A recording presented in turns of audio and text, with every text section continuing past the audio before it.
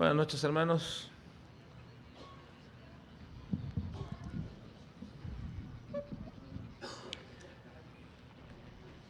Es un tiempo, ¿verdad?, donde la salud se merma, los cambios de clima, el frío, de pronto como hoy, que es un poquito más de calor, nos enferman estos cambios, ¿verdad?, estas variaciones de clima.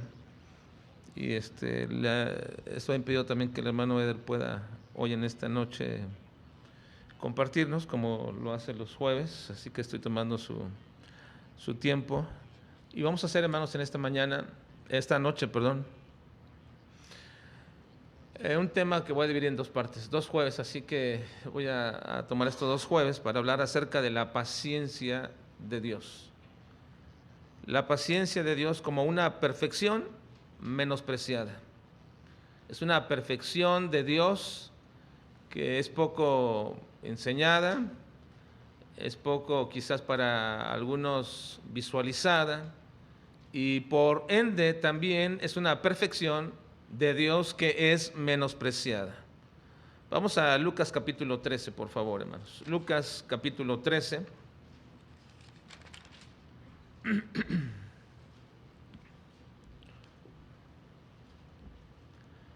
Y les voy a pedir, por favor, que me acompañen a leer versículos 6 al 9, Lucas 13, versículo 6 al versículo 9.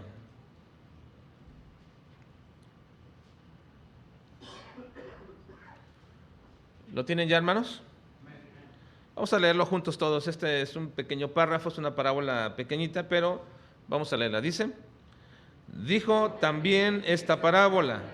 Tenía un hombre una higuera plantada en su viña, y vino a buscar fruto en ella, y no lo halló.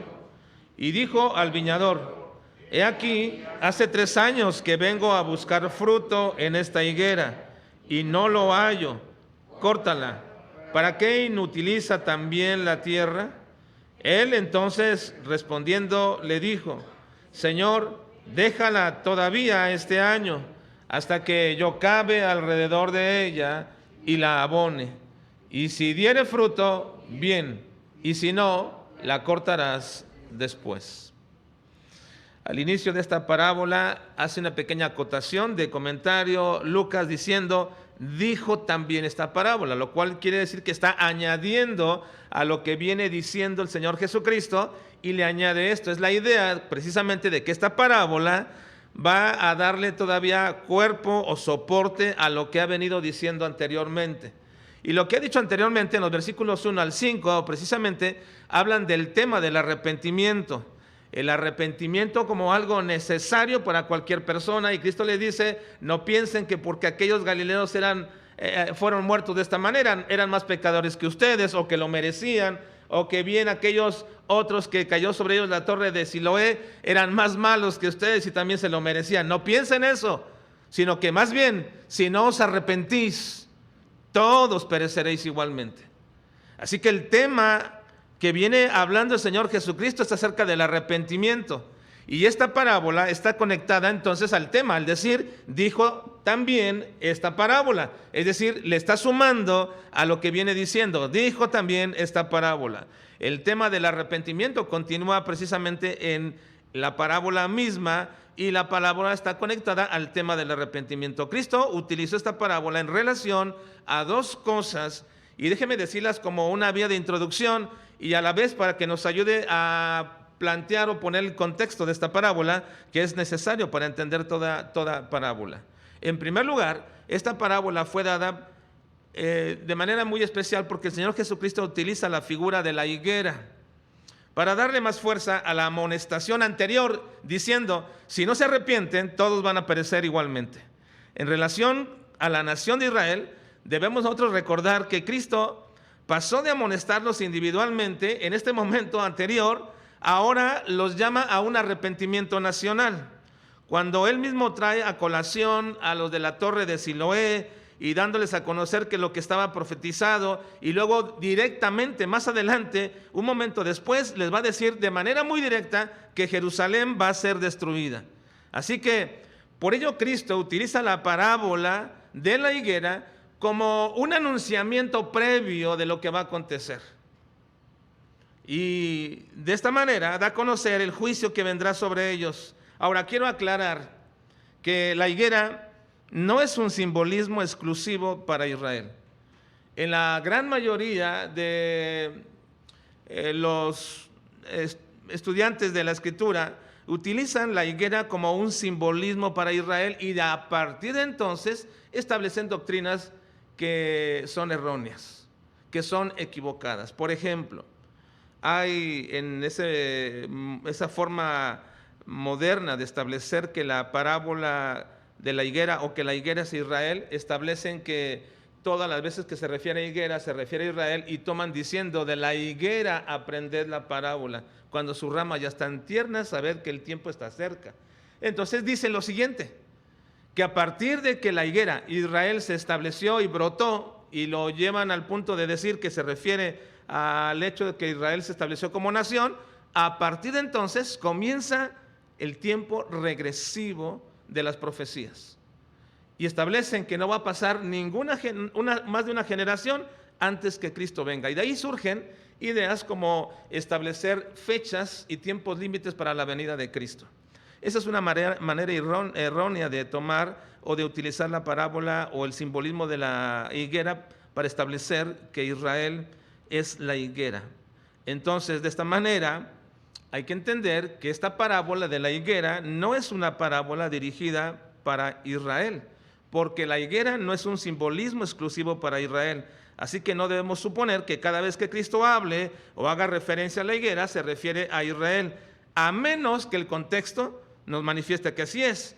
Y a veces Dios se refiere a Israel como una viña. Por ejemplo, en Isaías 5 nos menciona que Israel es una viña y así se refiere Cristo al pueblo. Ahora cantaré por mi amado, al cantar de mi amado a su viña. Tenía mi amado una viña en una ladera fértil, le había cercado y despedregado y plantado de vides escogidas, había edificado en medio de ella una torre y hecho también en ella un lagar, y esperaba que diese uvas, y dio uvas silvestres. Ahora pues, vecinos de Jerusalén y varones de Judá, juzgad ahora entre mí y mi viña.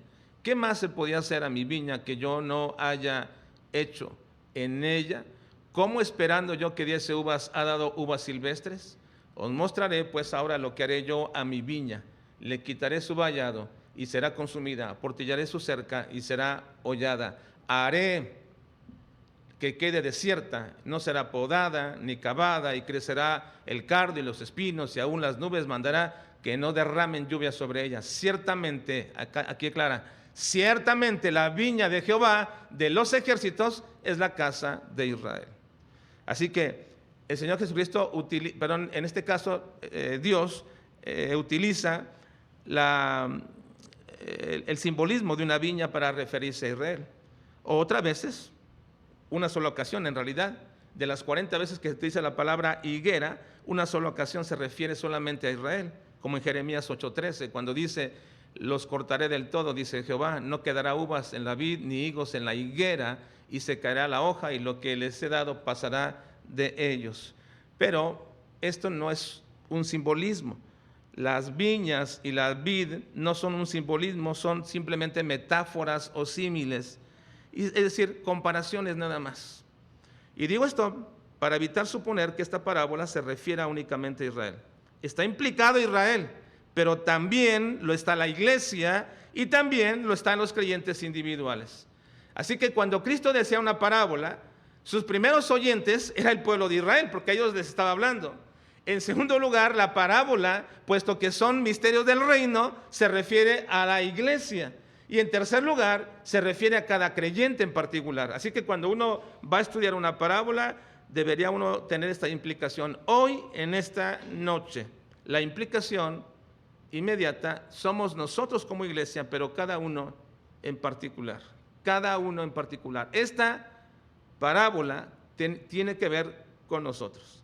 Ahora, la segunda cosa que está conectada a esta parábola con la explicación anterior de nuestro Señor Jesucristo es en la búsqueda del fruto.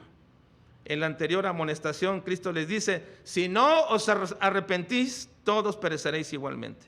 Es claro que Dios no está buscando la confesión de alguien que dice me arrepiento solamente, lo cual, a diferencia de lo que muchos dicen que es relativamente fácil y probablemente lo sea para algunos, no creo del todo que sea fácil, porque para que alguien reconozca o para que alguien se arrepienta, primero tiene que reconocer que se ha equivocado o que ha fallado o que ha cometido pecado, y este paso realmente es difícil.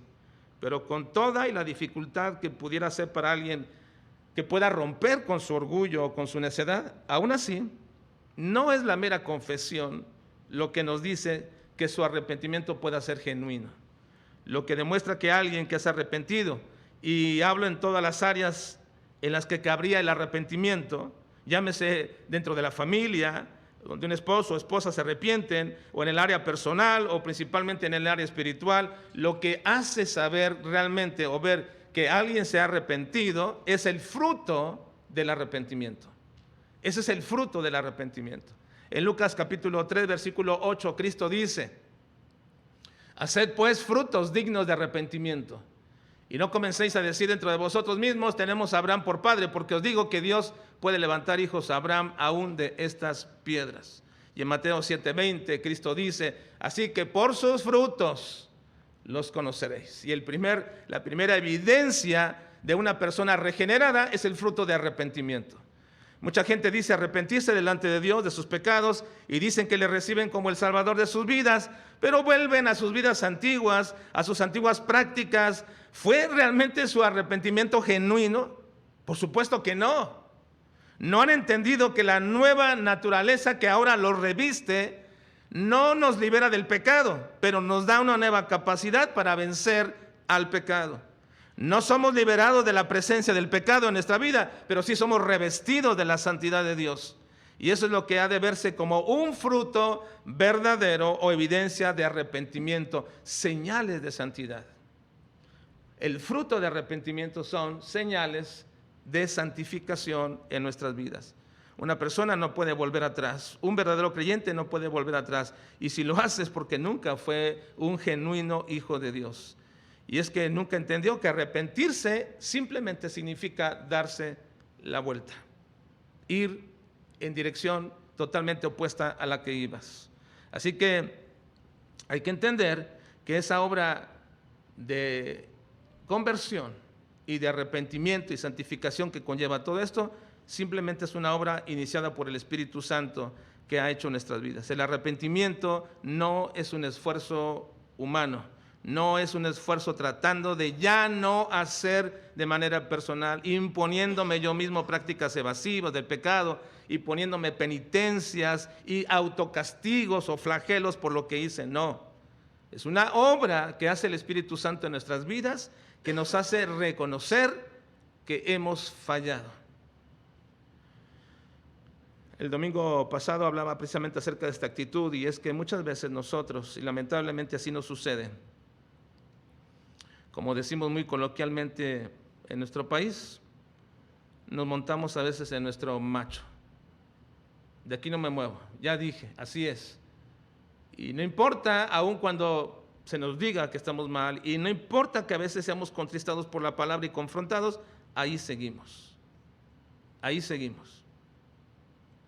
Así que el fruto del arrepentimiento, cuando es genuino, se manifiesta. Y esa es la clara evidencia de lo que somos. Así que esta parábola tiene por propósito decirle a sus oyentes originales, que eran los israelitas, una vez más, que la paciencia de Dios se estaba llegando a su culminación. La paciencia de Dios estaba llegando a la culminación. No se estaba cansando Dios de ser paciente, no. Dios no se cansa de ser paciente. No, tampoco estaba terminando en este momento o llegando al punto máximo o al límite la paciencia de Dios. No, la paciencia de Dios no tiene límites. Lo que sí podemos ver en esta parábola es que la paciencia de Dios estaba llegando a su término y que ellos iban a ser arrancados de su tierra como juicio de Dios. Pero como en todas las parábolas, siempre tiene que ver con algún aspecto de la salvación y del reino de Dios. Entonces, esta enseñanza directa es para los creyentes, incluso esta enseñanza y muchas parábolas también son para los pseudo creyentes, para la cizaña dentro del campo, para los cabritos dentro del rebaño. También las parábolas son para ellos. Y algunas cosas las pueden entender. Como en una ocasión cuando Cristo estaba hablando una parábola, los que estaban allí escuchando religiosos se enojaron porque entendieron que hablaba de ellos. Así que hay momentos en la vida de un pseudo creyente que también puede sentirse aludido o se sentían aludidos con las parábolas. Así que vamos a observar qué nos quiere enseñar esta parábola. Si en nuestra vida tenemos problemas con el fruto, entonces esta parábola es para ti y para mí. Y tenemos que aprender de ella, lo que Cristo quería que entendiéramos cuando la pronunció. ¿Y qué es eso que quería Cristo decirnos con esta parábola? Bueno, una cosa importante. Toda la parábola va a girar alrededor de esta idea, que Dios es paciente. Dios es paciente. Esa es la verdad que va a preponderar en toda la parábola y que quiere manifestar del carácter de Dios. Dios es paciente. Vean los versículos 6 y 7, por favor. Dijo también esta parábola: tenía un hombre una higuera plantada en su viña y vino a buscar fruto en ella y no lo halló. Y dijo al viñador: he aquí hace 3 años que vengo a buscar el fruto de esta higuera y no lo hallo. Córtala. ¿Para qué inutiliza también la tierra? Ahora, en esta historia se menciona que el señor de la viña tenía 3 años buscando ya fruto en esta higuera. No que tenía 3 años de plantada, no. Tenía 3 años viniendo a buscar fruto. Se supone que en cierto momento esta higuera, después de crecer y de tener su tiempo suficiente, ya debería haber dado fruto hacía 3 años. Y vino y buscó y no encontró fruto. Así que aguantó 1 año más y fue al siguiente año y tampoco había fruto. Y aguanta otro año más y viene al 3er año y no hay fruto. Y cuando ya esta higuera debió haber dado fruto en su tiempo, entonces llega al punto de decir: córtala. La analogía de esta historia con nuestro Dios no está en el hecho de que Dios no conozca o no conociera si la higuera iba a dar fruto o no. Recuerden que todas las parábolas manifiestan un misterio del reino. Y ese misterio del reino tiene que ver con la salvación y tiene que ver también con el carácter de Dios. La gran mayoría de las parábolas hablan de un aspecto del carácter de Dios, de una de las perfecciones de Dios. Así que la analogía no está en el hecho de decir que Dios, como el dueño de la higuera, no supiera que la higuera no estaba produciendo fruto. ¿Para qué vendría cada año? Eso supondría entonces supondría que este dueño, en este caso relacionándolo con Dios, tendría que estar esperando cada año para saber si habría de dar fruto o no. La analogía de esta historia está en el hecho de que tú y yo sepamos que Dios es paciente. Esa es una de las llamadas perfecciones morales. La paciencia de Dios, como todas sus perfecciones de carácter moral, se les denomina a esto también al amor, a la misericordia, a la bondad, a la gracia y por supuesto también a la paciencia. Pero estas perfecciones de carácter moral, déjenme decirles, hermanos, que son las perfecciones más atractivas para el hombre. Cuando se presentan de manera sola, sin las implicaciones que tienen que ver todo ello, es muy atractivo para un creyente y le agrada y le gusta escuchar del amor de Dios. Hace algunos tiempo atrás alguien me había comentado que ¿por qué no hablábamos del amor de Dios? Yo dije, bueno, hablamos muchas veces del amor de Dios. No, pero hablar del amor de Dios, donde Dios es grandioso y nos perdona y nos cuida y nos da en abundancia, esas cosas también nos deben de llenar y abundar. Le digo, bueno, es cierto que no hacemos un énfasis grande en este aspecto, pero no lo hacemos por la razón misma de que no podemos presentar el amor de Dios sin tampoco la ira de Dios, porque el amor de Dios no cobra dimensión verdadera si no está la ira de Dios en ello. Pero a la gente le gusta mucho hablar de las perfecciones morales de Dios. ¿Por qué? Porque las perfecciones morales de Dios son aquellas que Dios tiene relación con sus criaturas, con su creación. Y normalmente estas perfecciones como el amor, la misericordia, la fidelidad, la bondad, la paciencia son atractivas para el hombre. Porque la relación que normalmente se establece es que Dios, en su misericordia, en su amor y en su fidelidad, va a estar siempre concediendo, cuidando, ayudando al hombre a pesar de que éste se comporte como quiera comportarse. Eso agrada mucho a la mente que solamente está pensando en sí mismo y en su propia realización. Si no se comprenden a cabalidad las perfecciones de Dios y no se ponen juntas, sino que se separan, entonces no podemos entender realmente cómo es Dios. No entendemos el amor de Dios en su totalidad sin entender su ira, porque ese amor se magnifica y nos llena al saber que antes éramos hijos de la ira y ahora somos objetos de su amor. Así tampoco entendemos la paciencia de Dios si la excluimos o la separamos del juicio y de la justicia de Dios. Y por ello es que en esta parábola está implícita la idea de que esta higuera va a ser arrancada como señal de juicio porque no dio fruto. Pero dirán algunos, ¿acaso Dios no sabía que esa higuera no había de dar fruto? ¿O acaso Dios no sabe ya que alguno de nosotros o alguien nunca va a dar fruto? ¿No lo sabe Dios? Sí, sí lo sabe, porque Él es omnisciente. Pero es importante recordarle lo que en otros estudios, sobre todo cuando estudiamos el libro de Jonás, decíamos. Existen lo que llamamos expresiones antropopáticas, que son expresiones en las que a Dios se le atribuye características de personalidad humana, como lo es el sentimiento o como lo es el carácter. Y solamente para poder darnos a conocer quién y cómo es Dios y cuál es su relación con sus criaturas, se utilizan esas expresiones. Pero debemos inmediatamente hacer una diferencia radical, porque Dios nunca se guía por sentimientos ni por pasiones como nosotros lo hacemos, nunca. Es difícil, hermanos, definir la paciencia de Dios. Es muy difícil definir la paciencia de Dios, realmente. Usted puede ir a algún diccionario bíblico y va a encontrar muy difícil entender qué es la paciencia de Dios. Pero esta está relacionada íntimamente con su misericordia y con su bondad. Y sin embargo, no son lo mismo. Hay dos palabras griegas que se traducen como paciencia: macrosumía, que literalmente es temperamento largo. Y eso quiere decir que se mantiene el ánimo. La persona paciente mantiene el ánimo, no cambia de ánimo. Y la otra palabra que también se traduce como paciencia es anoje, que significa dominio propio, soportar.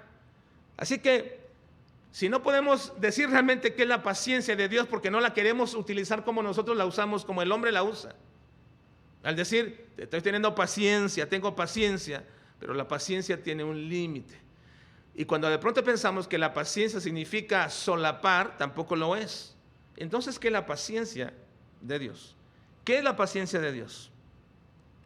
Bueno, de acuerdo a las definiciones de la palabra en su manera como se traduce en la palabra del griego original, es simplemente, y podemos definirla así, que la paciencia de Dios es un tiempo en el cual Dios detiene su ira. Es un tiempo en el cual Dios detiene su ira. Es decir, es un tiempo previo para luego manifestar esa ira o esa gracia. Es un tiempo definido. La paciencia de Dios no es el tiempo en el cual Dios está dando oportunidad a ver si reaccionas. No. Porque miren, si nosotros pensáramos que Dios en su paciencia está dándonos oportunidad para ver si reaccionamos, diríamos que entonces Dios no conoce lo que vamos a hacer. Dios no sabría cómo voy a reaccionar. Dios no conocería qué es lo que yo voy a hacer. Y eso está totalmente equivocado, de acuerdo a que es un Dios omnisciente. Él sabe perfectamente cómo voy a reaccionar. ¿Y cuándo lo sabe? ¿Unos minutos antes? ¿Una hora antes? No, Él lo sabe desde la eternidad. ¿Por qué me conoce desde la eternidad? Él conoce mi vida perfectamente desde antes de que naciera hasta dónde va a terminar mi vida y cómo va a terminar. Lo sabe perfectamente Dios. Y todos sus detalles los conoce el Señor. Así que la paciencia no es un tiempo donde Dios está previendo y dando oportunidad a ver si reaccionamos. No, la paciencia de Dios es un tiempo definido por Dios antes de que manifieste su ira o su gracia. Es decir, Dios ha establecido un tiempo para testimonio a ti, para testimonio a todos y para glorificación de Él, porque Él ya sabe que lo que sigue después de esto es ira o gracia en aquello que Él ya ha determinado en su juicio. Así que, hermanos, la paciencia de Dios es simplemente un preámbulo para juicio para algunos o para gracia para otros. Y por ello, entendiendo esta definición de esta forma, vemos que Dios se revela su palabra como un Dios paciente, aún para aquellos malvados y depravados que se van a ir a la condenación. Dios se sigue manifestando paciente, aún cuando se van a ir a la condenación. Bien, Romanos 9:22 dice, ¿y qué? Lean conmigo, por favor.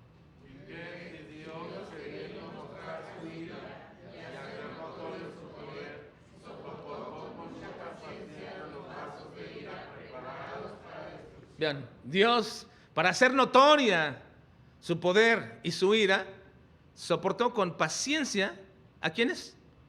Los vasos de ira, que estaban preparados para destrucción. Así que la paciencia es un término establecido por Dios, no con propósitos necesariamente de darte un chance y una oportunidad, porque eso ya lo sabe el Señor, sino más bien es un tiempo donde Él será glorificado y donde habrá testimonio para todos de que sí hubo para el pecador oportunidad de arrepentimiento, que sí hubo oportunidad de misericordia y de gracia, pero que el pecador evidentemente no va a cambiar. Así que la paciencia es el término, el preámbulo para la ira, pero también es el preámbulo para la misericordia, y por eso también Dios se manifiesta paciente con nuestra deficiencia en el cumplimiento de nuestro deber de hablar a otros del Evangelio. En 2 de Pedro 3:9 dice, el Señor no retarda su promesa, según algunos la tienen por tardanza, sino que es paciente para con nosotros, no queriendo que ninguno perezca, sino que todos procedan al arrepentimiento. Así que definitivamente la paciencia es el preámbulo. No es que Dios no sepa qué vas a reaccionar tú, Él ya lo sabe, pero es el preámbulo que Dios ha establecido para que Él sea glorificado, aún en los incrédulos como también en los creyentes. Entonces, pensando en esto, podemos preguntarnos, ¿tiene la paciencia de Dios un límite? ¿Tiene la paciencia de Dios un límite? No, porque entonces su paciencia será como la nuestra, donde ya nos llenaron hasta la coronilla, donde ya no más aguantamos y se acabó mi paciencia. No de esta manera. Y además, si así fuera, si tuviera un límite, estaríamos diciendo que Dios tiene límites, y además también manifestaríamos que Dios tiene expectativas. Y déjenme decirles esto, hermanos, Dios no tiene ninguna expectativa.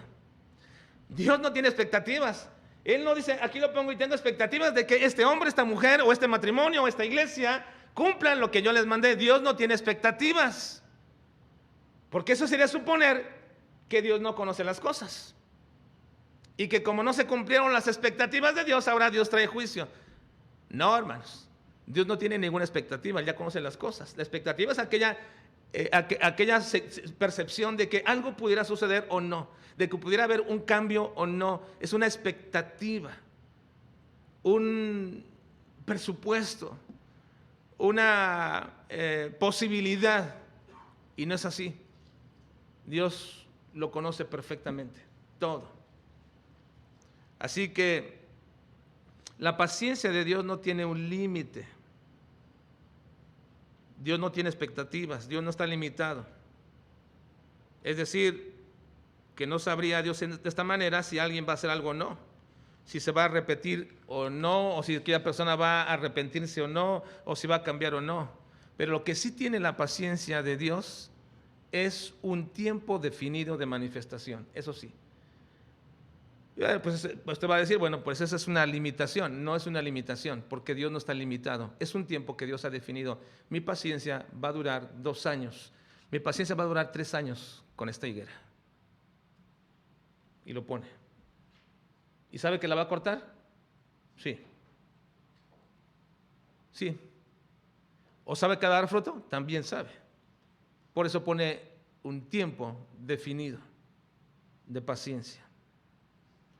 Y antes de que se manifieste el juicio para el incrédulo o la gracia para sus hijos, la paciencia de Dios siempre es previa, siempre.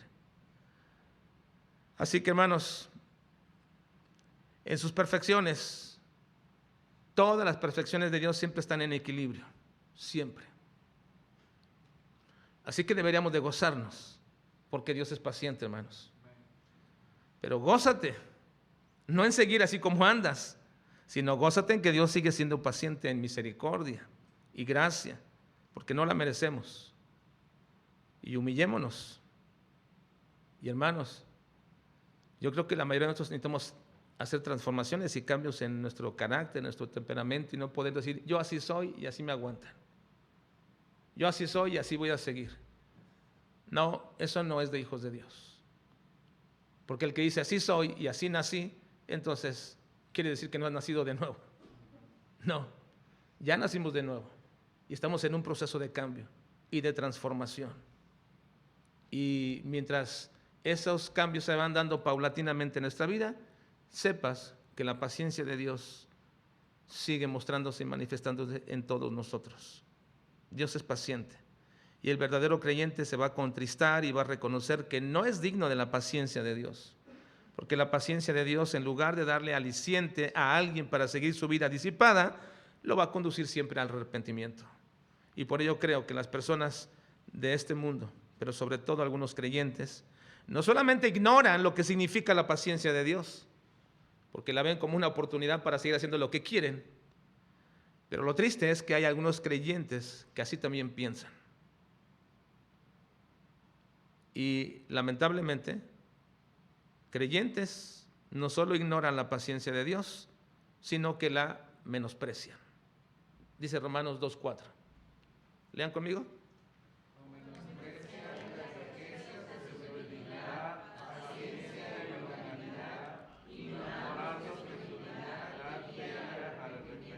Todas esas están conectadas una a otra, pero cada una no es la misma. La benignidad está conectada con la paciencia y con la longanimidad. De hecho, la palabra longanimidad es precisamente una de las palabras que se traducen como paciencia.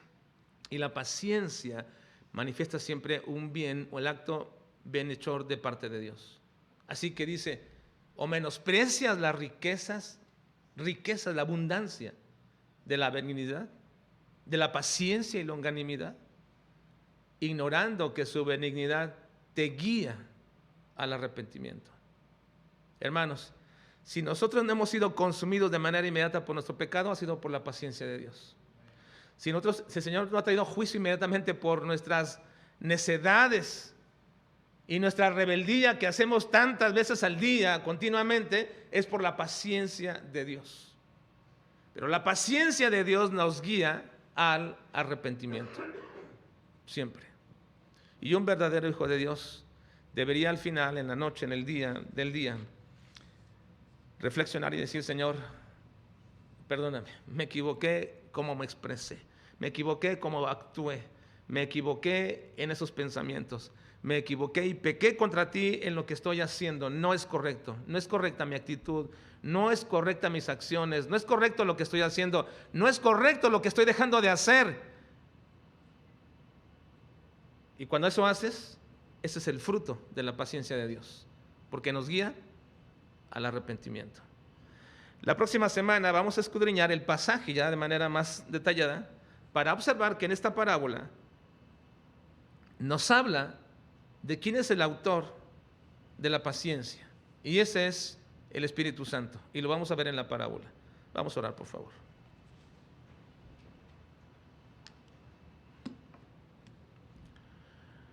Padre, te rogamos en esta noche que nos ayudes a entender, Señor, que no podemos establecer pautas basadas en nuestro carácter, en nuestro temperamento, en nuestras opiniones o en nuestra experiencia.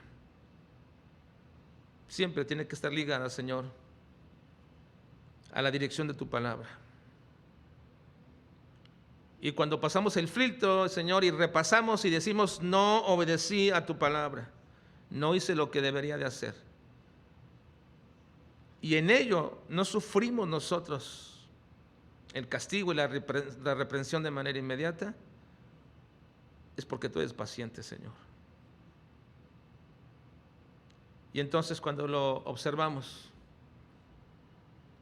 y nos damos cuenta, Padre, ayúdanos a doblar nuestro orgullo, a bajar nuestra cabeza, a doblar nuestras rodillas y a pedirte perdón.